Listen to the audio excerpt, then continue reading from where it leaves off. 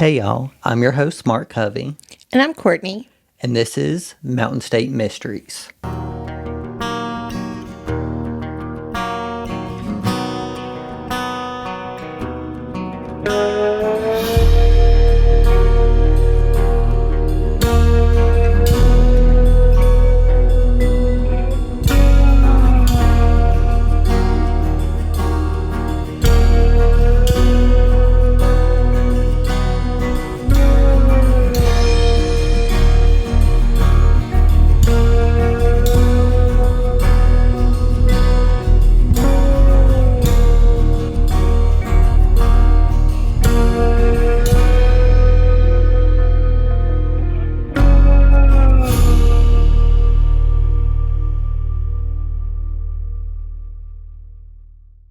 We're finally freaking doing it.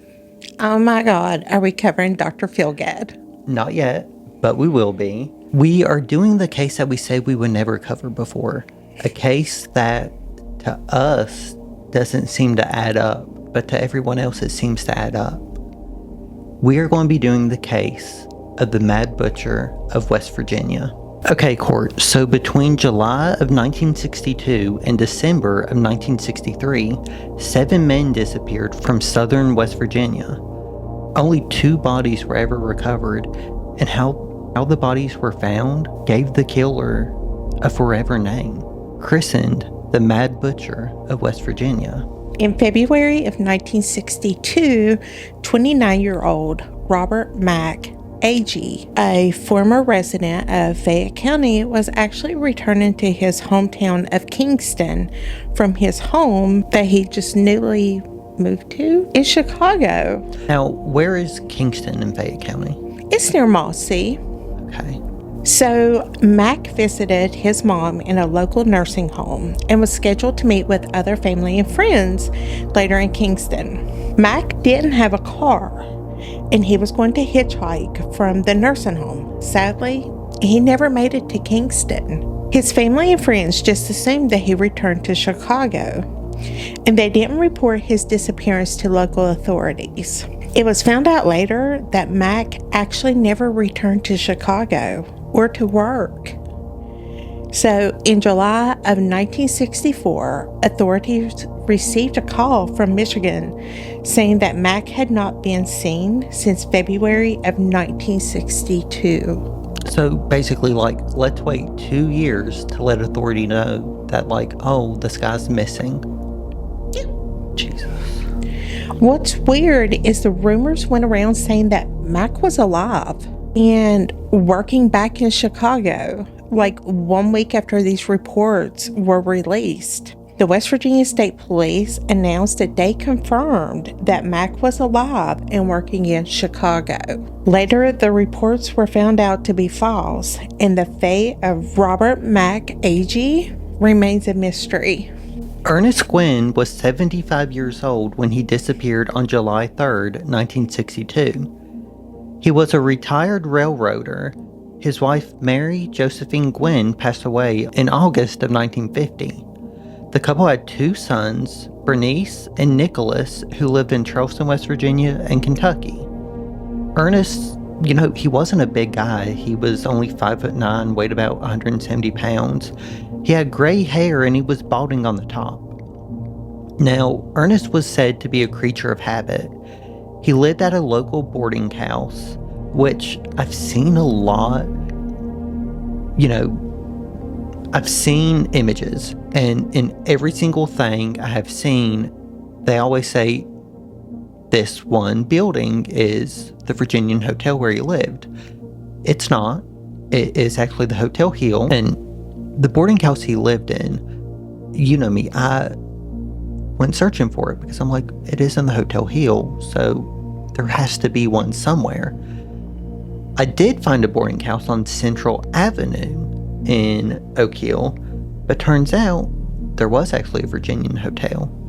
It was where Wendy's is today in Oak Hill, which, it's odd. I feel like everything in Oak Hill kind of happens around the Wendy's. Oh my God, it does. I mean, you have the Convalescent where Teresa and Woods was walking to, and then you had the 4-minute lunch. So the owner of the boarding house owned the 4-minute lunch, which, was right across the road from where Wendy's is today. And Ernest was known to, walk across the street and eat there a lot. In court, I really wish I could say there was more, but there's really only 2 stories known about Ernest. Okay. So on the evening of July 3rd, 1962, Ernest, cashed his pension check to pay his rent, which from what I hear was, usual for him. He went to the 4-minute lunch for dinner. So did the rent take up his entire check? No, he actually put the rest of his money in his pocket. So after he ate dinner, he drank a few beers, visited with everyone. He said bye to everyone and headed home, which, should kind of be just a walk across the street.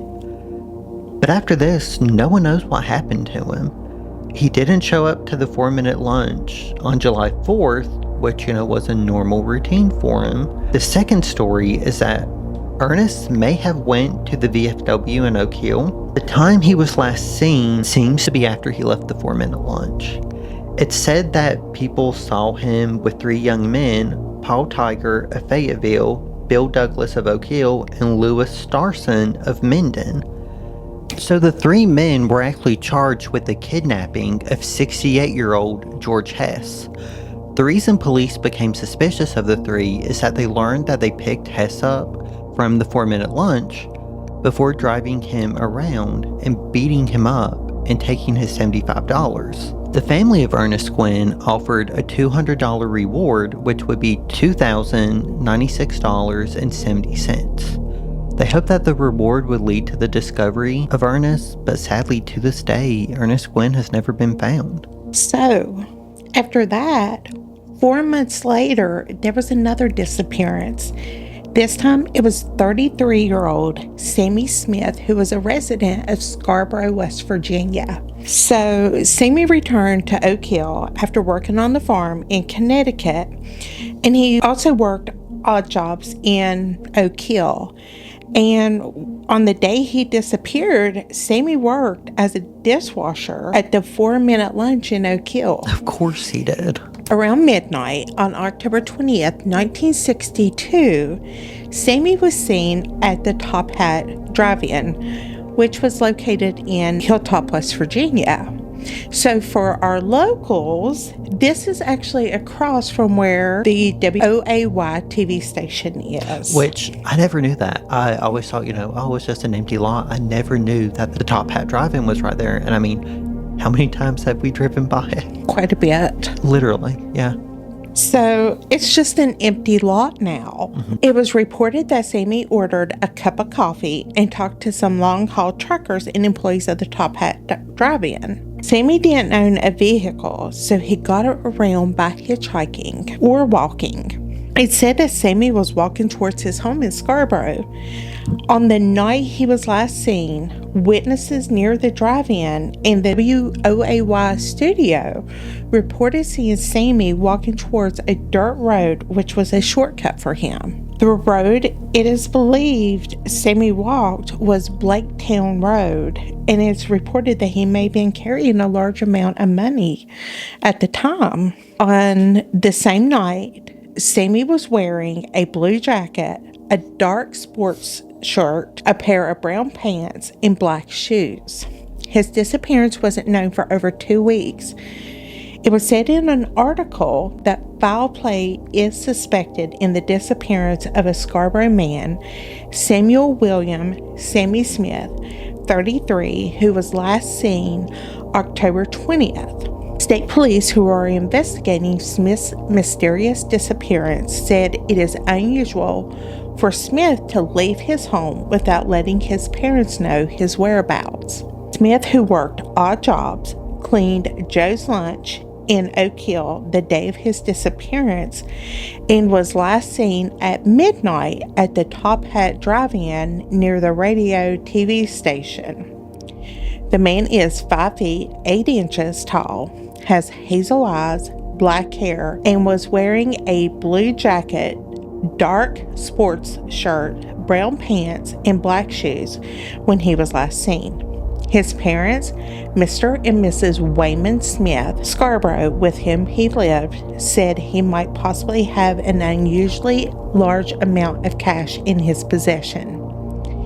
He had recently returned around the country picking apples and had a total of a summer's pay. Of this money, some was given to his parents, some was deposited in the bank, and it's believed Smith had the remainder, about $55, with him. Mr. and Mrs. Smith had issued a plea to have hunters in the area to be on the lookout for their son and to report any knowledge of his whereabouts to the state police or the sheriff's department. So with 2 disappearances, there wasn't fear among the general public, but that would all change. 2 months later, on December 27th, and about 20 miles away from Oak Hill, 11-year-old Billy Priest was walking Gauley Mountain for bottle caps when he discovered the remains of Mike Rogers, who had been missing since December 19th. Mike was completely naked and his body had been chopped into 13 pieces. An autopsy confirmed that Mike had been shot in the back of the head with a .22 caliber firearm, and he wasn't alive when his body was separated. This is what caused the calm to turn into quick panic. The nature of his death sent shockwaves throughout the entire state. It wasn't unusual to see Mike on the streets of Oak Hill. He was 18 years old and suffered from a mild mental handicap.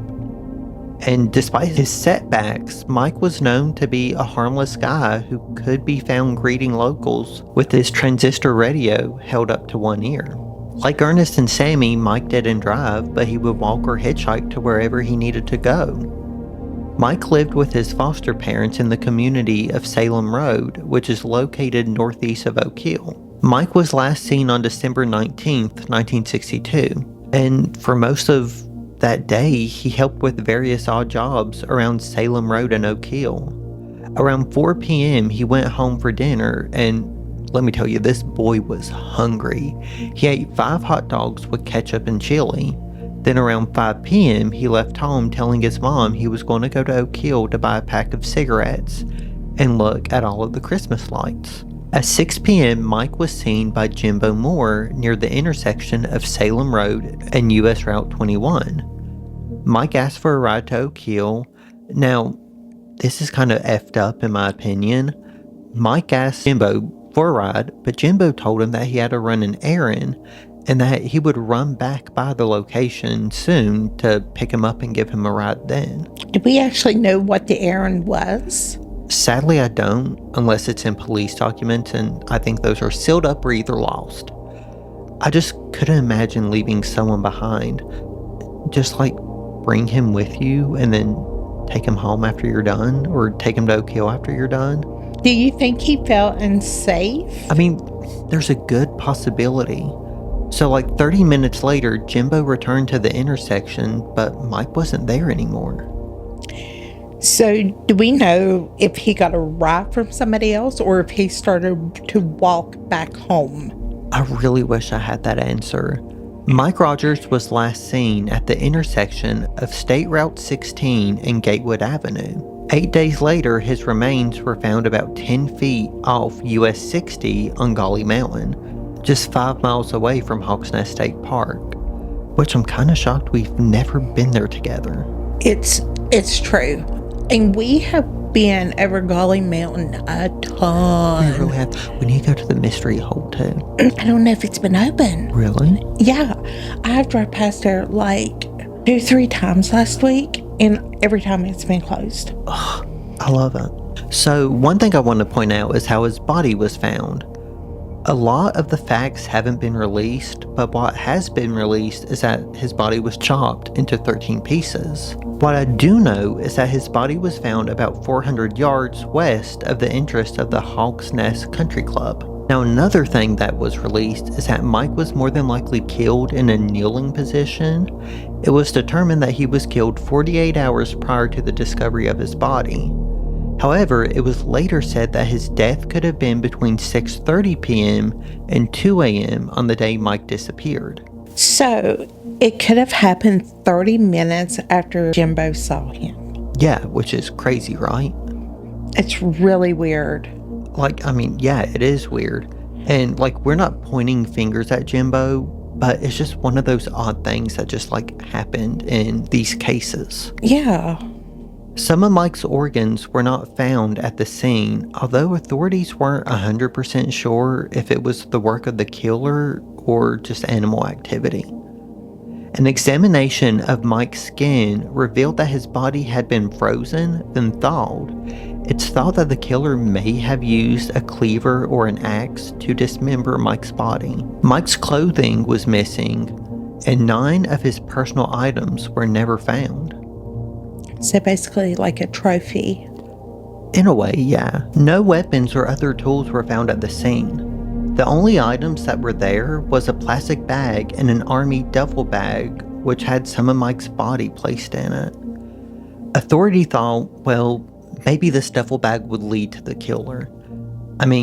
It was an army-issued bag, and it had the name J.L. Howard on it. But looking into it, authorities found out that Howard lost the bag in 1959 while he was en route from Michigan to South Carolina, which the trip did take him through West Virginia, actually on Route 21. He recalled stopping at a Greyhound bus stop in Charleston, West Virginia, and he didn't realize that his bag was missing until later. The bag was randomly found at a Greyhound bus stop in Georgia. Sadly, the duffel bag has disappeared from the state police evidence room in Oak Hill. Surprise. Right? The discovery of Mike's remains sent a chill down the spine of law enforcement. The possibility of the connection between Mike, Sammy, and Ernest was inescapable at this point. They feared that they were dealing with a serial killer, later called the Mad Butcher by press. On May 28, 1963, a railroad crew was working on telephone boxes between Claremont and Fair when a cloudburst popped out of nowhere. They ran to a cliff to get some shelter from the storm. The cliff was 100 feet away from where they were working, and they thought they saw a hornet's nest, but it turned out to be a human skull. Examination of the skull showed it had apparently been pierced by a small caliber bullet. The Fayette County coroner said that the condition and number of teeth was consistent with the teeth of Ernest Gwynn. His 2 sons also examined the skull and confirmed that the shape of the head and the teeth matched their father's. However, Ernest's dentist couldn't weigh in on the issue because the records he had for Ernest had already been destroyed. How could you get rid of records that quick? I feel like you need to keep them for a year or two, in case he is found and they have to identify him. Can I just say, with my job, I have to keep, I don't know if you want to call them cases or whatever, but the amount of paperwork I have to do for my job, I had to keep that for X amount of years. And you're telling me that they didn't keep? Yeah, and I feel like you have to do that today no matter what. I'm sure it was different back then. Right? But it just blows my mind. It really does. So they performed a search of the area and nothing else turned up. The skull was later sent to the FBI in Washington, D.C. However, they were unable to make a positive identification. On July 27, 1963, 42-year-old Lewis Bennett left his home on Summerlee Avenue in Oak Hill. He walked the 6 blocks south to Main Street. And this may shock you, but he made his way to the 4-minute lunch. He was seen talking to an unidentified female, and he was seen buying her 2 or 3 beers while talking to her. Someone overheard Lewis tell her that he planned to disappear in the near future and that he didn't have long to live. Not too long after this, Lewis ordered a 6-pack of beers and left the 4-minute lunch. People recalled seeing him walking along the railroad tracks between Main Street and his home. 2 weeks into his disappearance, authorities were thinking that maybe he just left on his own. On May 19, 1965, children playing along the railroad tracks between Minden and Thurman happened upon another human skull. Police were called to the scene and discovered more remains, clothing, and personal items in a nearby ravine.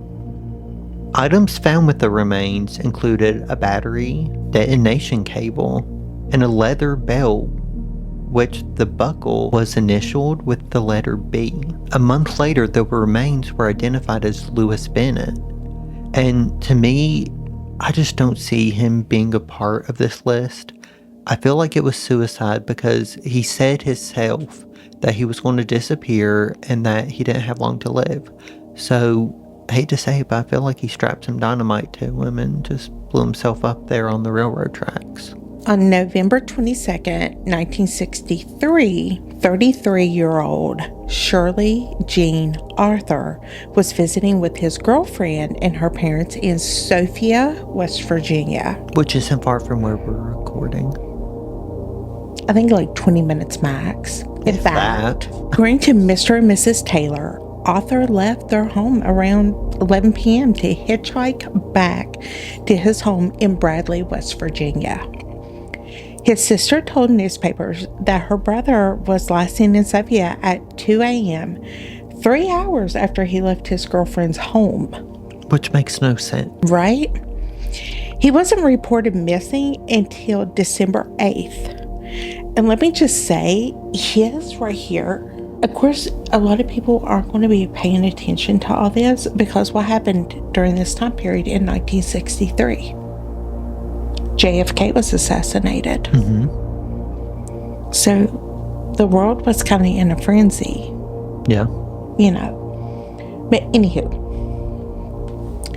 on Saturday, December 7th, 1963, 3 teenagers were looking for firewood in Indian Creek when they came upon a body 25 feet from the road. The body was dismembered, cut into 2 sections. The upper part of the body was found within canvas wrapped in wire, and the lower part was found about 4 feet away. The arms, head, and legs below the knees were removed and never located. Authorities estimated that his body had been dumped at the site a day or 2 before being found. The autopsy revealed 19 separate puncture wounds to the heart. The weapon was suspected to be an ice pick type of instrument, and the exact cause of death couldn't be determined. Ned Rogers, the Wyoming County coroner, thought that maybe the killer made it appear that the unknown man had been killed by a shotgun, but no bullets were found. The family of Shirley Arthur traveled to Pineville to look at the remains. Their conclusions were split. His mother and ex-wife made positive identification, while Arthur's brother did not. An examination of the stomach contents settled the mind of law enforcement. The medical examiner found traces of green beans, pepper and tomato stew, hot dogs, and yellow apple. An exact match to the meal that was served at the Taylor's home the night of November 26th. Now, Cor, you may remember the day of December 7th well. We talked about it a lot on this podcast, but we won't be talking about it today. Everyone, and I mean every single person that does research on this case, thinks that James Lee Haynes was the next victim of the Mad Butcher. Because the woman who dropped him off in Oak Hill was like, hey, I dropped James Lee Haynes off in Oak Hill. That's the last place he was ever seen. He made it to Bolt, West Virginia. He was killed in Bolt, West Virginia. He is somewhere in Wyoming County. But I won't be talking, much about it in this episode because he isn't a victim of the Mad Butcher. And for those who don't believe me, maybe you will one day, and maybe I will get to share everything that is in this folder, because this has everything anyone needs to know about this case. But until that day comes, you can listen to the 2 episodes we have released on James Lee Haynes. It was our 2nd episode in season 1, and we actually revisited his case not too long ago. So maybe one day we can bring you an update on the case of James Lee Haynes. And we can assure you that he was not a victim of the Mad Butcher. No. We can absolutely 100% assure that. So, the Mad Butcher's killings in West Virginia came to an end after this. The story had returned to the headlines on and off throughout the years. In 1991, the Registered Herald published an article on the Mad Butcher along with some other unsolved crimes. Within 3 years, Crime Stoppers came to West Virginia, which, I'm not sure if anyone knows this, their first detachment was in Raleigh County.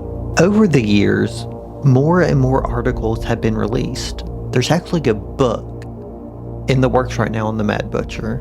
I don't know what you think about this, but to me, there isn't a Mad Butcher, West Virginia. I could be wrong. I just find it hard to believe that a lot of these things add up. In reality, there was only 2 things shared within these 7 cases. All of the men were white, and all of them were hitchhiking or walking. Which to me, Court, is the only thing connecting any of these cases. Right? And something that, I picked up while we were going through all of this, I seriously feel that whoever committed the murder of these folks, they done it on the most vulnerable people that there were. Mm-hmm. They were older in age, and the one was disabled. They had to be so vulnerable. And in my book, it had to be somebody who knew them, because they knew that they carried large sums of money upon them, Mm-hmm. and things of that nature. Who's not to say that we possibly haven't gave the name of the people who actually committed the murders here today on this podcast? So 5 out of the 7 were residents of Fayette County. Only 3 had ties to the 4-minute lunch. Only 2 of the victims were identified with 100% accuracy. And what about Shirley Arthur? Well, it was never 100% certain that it was him. The body was actually buried in an unmarked grave, I want to say in Wyoming County. 2 of the bodies were dismembered after death. 2 were shot in the head. At the end of the day, Court, to me, it's just hard to say that there was a Mad Butcher of West Virginia. Right, so we're asking all of our followers, what do you think? Let us know on our socials if you think that there was a Mad Butcher of West Virginia. If you have any information on any of these cases, please contact the Fayette County Sheriff's Department or the Oak Hill Detachment of the West Virginia State Police. We will be taking next week off, but we will be returning the following week with a new case. If you find yourself enjoying Mountain State Mysteries, take a second to follow, download, and rate the show on your favorite podcast platform.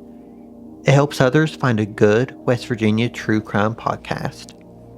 Don't forget to follow us on Instagram, TikTok, Facebook, and YouTube, all at Mountain State Mysteries. Do you have a case you want us to cover? Send us an email at mountainstatemysteries304@gmail.com. For the show notes, check out our website, mountainstatemysteriespodcast.com.